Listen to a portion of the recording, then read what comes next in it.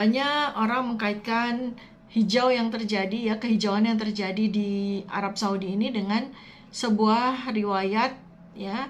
Rasulullah SAW telah menyampaikan ya pada salah satu hadis, kiamat tidak akan terjadi hingga tanah Arab kembali menjadi padang rumput dan sungai-sungai.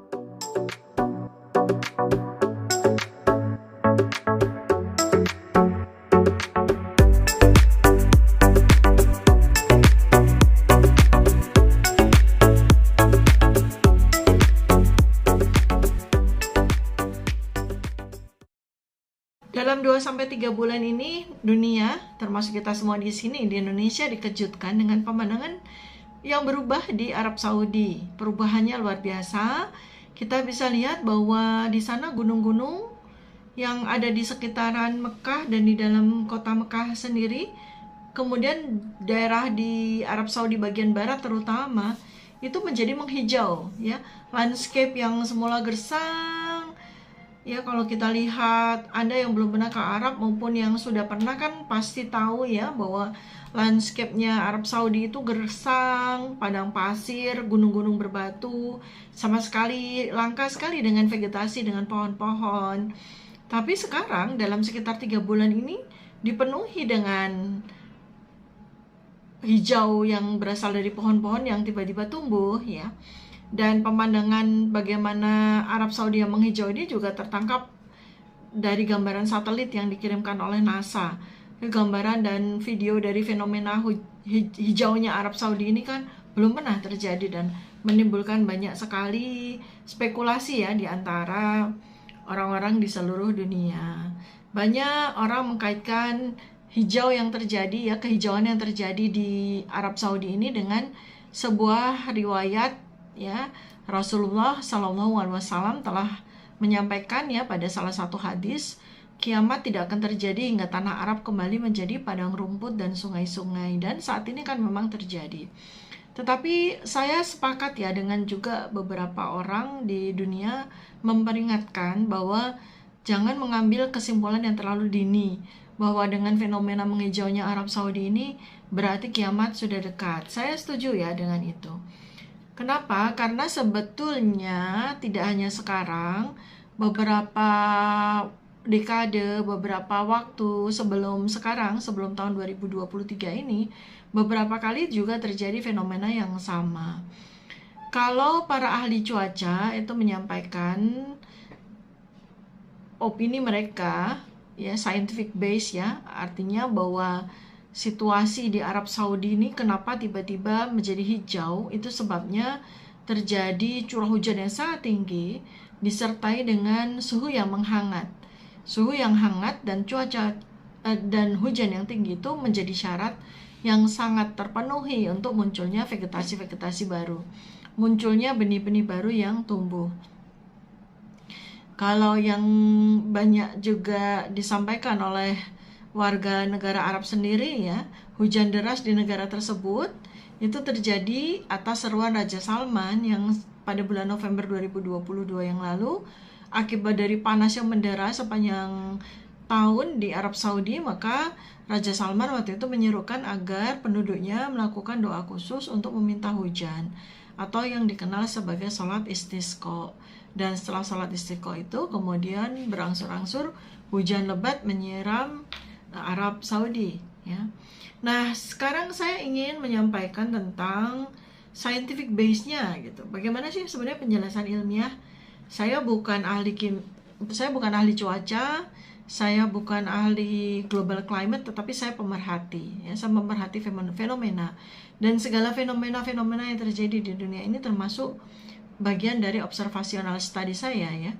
Nah, saya meminjam pandangan dari para ahli geologi dari Institute of Geoscience Johannes Gutenberg University Jerman, namanya Alfred Kroner, menyebutkan bahwa sebetulnya nggak sekarang aja Jazirah Arab itu menghijau ya, karena zaman dulu sesungguhnya menurut penelitian geologi, Jazirah Arab itu merupakan lahan yang subur dengan padang rumput dan memiliki banyak sungai, sebagaimana juga yang digambarkan dalam buku karya Nadia Torayarah ya, itu mengatakan seorang ilmuwan dari Arab, dia mengatakan bahwa ketika tanah di Jazirah Arab itu digali, ditemukan jejak-jejak yang membuktikan bahwa wilayah tersebut dulunya adalah tanah yang hijau. Dan penelitian arkeologi yang lain juga sudah dilakukan dengan Project Arabian Green, ya, Project Arabian Green ini, di mana para ilmuwan mencari sumber hijau dari daerah tersebut dan ternyata mendapatkan penjelasan dari bukti yang ada bahwa memang dulunya Jazirah Arab ini pernah mengalami masa hijau, dan kemudian evolusi bumi terjadi, adanya Ice Age atau zaman es, ya, itu yang kemudian mengubah konfigurasi landscape bumi termasuk Jazirah Arab, dan kemudian berangsur-angsur sekitar 100 ribuan tahun yang lalu hingga 10 hingga 20 ribu tahun yang lalu, Jazirah Arab pelan-pelan berubah menjadi padang yang gersang seperti yang kita kenal sekarang. Nah, kenapa bisa terjadi tiba-tiba ada vegetasi yang muncul, ada pohon-pohon yang muncul? Selama ini kita mengenal Jazirah Arab itu sebagai wilayah yang gersang, ya. Seorang ilmuwan hidrologi, profesor hidrologi dari Utrecht University, Profesor Michel van Vliet, mengatakan bahwa akibat curah hujan yang tinggi itulah terjadi perubahan kondisi cuaca, sehingga Arab Saudi ini sekarang ada wilayah-wilayahnya yang kemudian ditumbuhi oleh pepohonan dan banyak muncul sungai-sungai baru yang membuat wilayah tersebut di beberapa tempat, tidak semuanya tapi di beberapa tempat itu menjadi menghijau, tidak seperti yang kita kenal sekarang. Saya sendiri terkait dengan fenomena tersebut mempunyai suatu pemikiran tersendiri yang sebetulnya itu sudah saya pikirkan sejak sekitar mungkin 5-6 tahun yang lalu, ya, sejalan dengan derasnya, seringnya, masifnya propaganda terkait dengan global climate change, ya. Jadi para tokoh global climate change itu kan melakukan klaim, ya, menyampaikan klaim bahwa global climate change atau terjadinya global warming, pemanasan suhu global, terjadi karena setidaknya ada dua hal. Satu, jumlah penduduk dunia yang semakin banyak, itu yang mengakibatkan jumlah karbon dioksida itu semakin banyak. Dan yang kedua adalah jumlah hewan ternak yang memang menjadi konsumsi dari penduduk dunia itu juga bertambah banyak jumlah hewan ternaknya. Dan hewan ternak itu juga selain mereka memproduksi karbon dioksida, mereka juga memproduksi gas metana yang berasal dari kotoran hewan yang dikeluarkan itu. Yang kedua gas ini, karbon dioksida maupun gas metana, itulah yang menjadi dua kontributor untuk terjadinya global warming atau pemanasan global.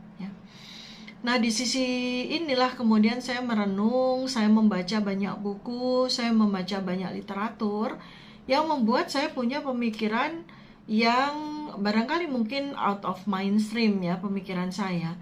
Justru ketika banyak karbon dioksida yang dihasilkan oleh manusia, jumlah manusia, semakin bertambah jumlah manusia, maka semakin bertambah jumlah karbon dioksida yang dihasilkan. Semakin banyak hewan ternak, semakin banyak karbon dioksida yang dihasilkan. Ya, dari kotoran, dari feses hewan ternak itu muncul gas metana, begitu ya.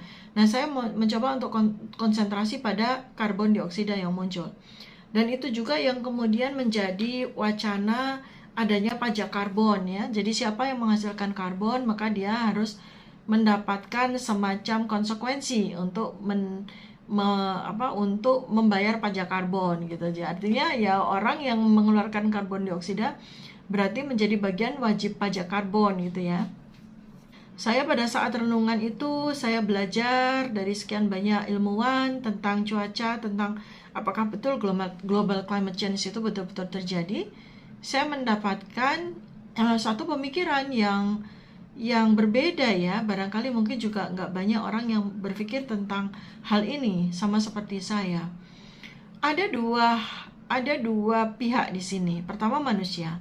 Manusia menghasilkan karbon dioksida, betul. Karena kita itu adalah konsumen oksigen dan kita adalah produsen karbon dioksida, ya. Kita konsumen oksigen, ya, O2, dan kita adalah produsen CO2 atau karbon dioksida. Benar. Nah, ada konsumen O2, ada oksigen, ada konsumen oksigen, ada produsen CO2. Berarti ada dong produsen oksigen dan ada konsumen CO2. Kan gitu ya. Karena kan situasinya sirkuler seperti ini. O2 itu dihasilkan oleh produsen O2 dan CO2 dihasilkan oleh produsen CO2. Artinya ada O2 yang dihasilkan dan akan dikonsumsi oleh pihak yang mengkonsumsi O2 ini, dalam hal ini manusia dan hewan-hewan. Dan tentu saja ada yang mengkonsumsi CO2, yaitu tumbuhan atau vegetasi, kan itu. Nah, artinya semakin banyak CO2 yang dihasilkan, ya, semakin banyak CO2 yang dihasilkan, konsekuensi logisnya adalah semakin banyak vegetasi yang tumbuh, kan? Semakin banyak tumbuhan yang tumbuh. Karena CO2 itu bagi mereka adalah nutrisi yang mereka perlukan. CO2 itu adalah gas nutrisi yang mereka perlukan. Artinya semakin banyak CO2 yang diproduksi oleh manusia, maka jumlah pohon, jumlah tumbuhan juga akan makin banyak. Ya, seperti itu. Nah, jumlah pohon yang semakin banyak itu yang membuat O2 juga akan terproduksi dengan banyak juga. Artinya di sini kan ada balance, ya, ada balance. Ada balance di sini. Saya tegaskan sekali lagi soal simbiosis ini ya, antara manusia dengan tumbuhan. Manusia adalah konsumen O2 yang dihasilkan oleh tumbuhan. Tumbuhan adalah produsen O2, ya, oksigen. Manusia adalah produsen CO2, tumbuhan adalah konsumen CO2. Jadi antara manusia dengan tumbuhan itu keduanya memiliki simbiosis terhadap kebutuhan O2 maupun kebutuhan CO2 masing-masing pihak. Nah, artinya apa? Semakin banyak CO2 yang dihasilkan oleh manusia, yang makin banyak jumlahnya, tentu saja akan makin banyak tumbuhan, karena semakin banyak nutrisi yang diperlukan oleh mereka, ya. Nah, semakin banyak tumbuhan, maka akan semakin banyak O2 yang dihasilkan oleh mereka. Sehingga dengan demikian sebetulnya nggak ada masalah. Jumlah manusia makin banyak itu nggak ada masalah, karena manusia mendapatkan oksigen dari tumbuhan yang jumlahnya juga makin banyak gitu. Nah, kalau ini sekarang saya kaitkan dengan situasi Arab Saudi yang sekarang ini menghijau, berarti itu adalah suatu konsekuensi logis dari banyaknya jumlah manusia sekarang. Karena terhitung tanggal 13 Januari 2023, jumlah manusia di seluruh permukaan bumi itu secara statistik itu ada 8 miliar. Dan diperkirakan nanti akan ada tambahan 500 juta lagi di tahun 2023. Jadi di akhir tahun 2023 diperkirakan ada 8,5 miliar manusia. Ini perkiraan yang paling optimis, ya, akan ada penambahan 500 juta manusia lagi. Nah, sekarang kalau jumlah manusianya 8 miliar, artinya bertambah ya sebanyak 200 juta dibandingkan dengan tahun 2022. Karena tahun 2022 jumlah manusia di seluruh dunia itu ada 7,8 miliar. Berarti ada penambahan 200 juta ya di tahun 2023 ini. Nah, berarti konsekuensinya adalah 200 juta penambahan jumlah penduduk itu akan menambah jumlah tumbuhan akan semakin banyak. Nah, sekarang di manakah tumbuhan itu akan tumbuh? Ya, di manakah pohon-pohon itu akan tumbuh? Nah, ini kuasa dari alam. Dalam hal ini perintah dari Allah Subhanahu wa taala. Allah yang nanti akan mengurus itu, ya, yang akan mengatur di mana tumbuh-tumbuhan yang tambah banyak itu akan tumbuh. Di mana? Nah, ternyata salah satu keputusannya Allah adalah tumbuhan itu diturunkan di tanah Arab Saudi yang semula kita kenal sebagai tanah yang gersang. Dan itu sekali lagi itu adalah suatu konsekuensi dari terjadinya keseimbangan. Alam memiliki keseimbangannya sendiri. Alam memiliki hukumnya sendiri. Alam memiliki kalkulasi matematikanya sendiri. Tidak 1 tambah 1 sama dengan 2, ya. Artinya ada suatu imbalance yang diperkirakan oleh manusia, tetapi ternyata alam melakukan hukum keseimbangannya dengan cara seperti itu. Jadi sebenarnya selama kedua hal ini terkelola dengan baik, tidak ada rekayasa untuk penurunan jumlah manusia, tidak ada rekayasa untuk pembabatan pemohonan yang terlalu berlebihan, ya. Selama manusia itu jumlahnya bertambah secara alami, maka selama itu pula pepohonan akan bertambah juga secara alami. Jadi itu keseimbangan yang dilakukan oleh alam. Artinya sekali lagi kita tidak perlu khawatir. Apakah memang betul global climate change itu betul-betul terjadi? Apakah memang betul bahwa global climate change itu membawa terjadinya perubahan iklim global, memanasnya iklim global? Kalau kita lihat dari pemikiran tersebut bahwa jumlah pepohonan itu akan bertambah dengan seiring pertambahan jumlah manusia, sementara pepohonan itu memberikan rasa sejuk karena dia memproduksi oksigen, berarti kesimpulannya semakin banyak pohon atau semakin banyak vegetasi yang tumbuh di dunia ini, akan semakin banyak oksigen yang terproduksi, otomatis akan semakin sejuk dunia ini. Dan itu justru memang terbukti bahwa sampai dengan hari ini pun isu-isu tentang peningkatan suhu itu hanya terjadi di beberapa tempat tertentu, dan itu pun juga bisa diberikan penjelasan. Kenapa terjadi heat waves, gelombang panas? Kenapa terjadi kekeringan di sisi yang lain dunia, tetapi di sisi yang lain dunia juga terjadi pendinginan? Kenapa terjadi kekeringan di mana-mana? Ada kekeringan di daerah Eropa, terjadi kekeringan danau dan sungai, tetapi di sisi yang lain banyak sungai-sungai baru yang muncul di di belahan dunia yang lain. Danau-danau makin banyak, kemudian muka air laut di beberapa tempat juga makin banyak ya. Sementara di sisi lain danau-danau dan sungai-sungai di sisi dunia lain, di sisi belahan dunia yang lain itu mengering ya. Itulah mekanisme dari alam ya, dalam di bawah instruksinya Allah Subhanahu wa taala sekali lagi. Jadi kita sekarang ini mempelajari fenomena-fenomena aneh yang terjadi di dunia. Saya juga ingin Anda do your own research ya, melakukan riset sendiri berbasis dari berbagai macam buku-buku dan artikel, serta fenomena-fenomena yang bisa Anda lihat di TV, di media maupun di sosial media, dan Anda mencoba untuk melakukan suatu telaah, melakukan suatu analisis seperti yang saya lakukan.